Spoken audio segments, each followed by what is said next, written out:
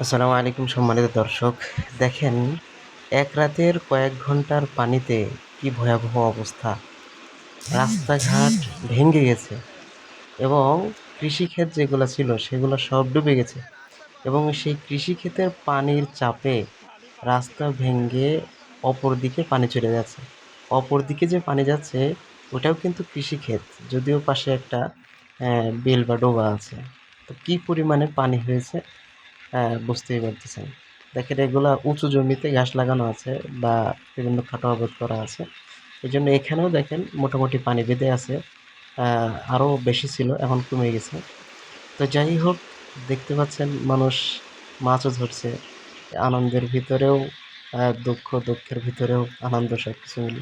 এটা আমাদের বাড়ির একেবারে পাশের অংশ, যেটা কেউ বুঝতেই পারবে না নতুন কেউ আসলে যে এটা একটা ক্ষেতের ফসলের একটা মাঠ। বোঝার কোনো উপায় নেই, মনে করবে একটা ছোটোখাটো নদী। তো দেখেন, পুকুরগুলোও সব পানিতে ভরে গেছে এবং পানি উপচে পড়ার উপক্রম। এগুলা বের হওয়ার মতো সেরকম পজিশন না থাকার কারণে এখানে আটকে আছে।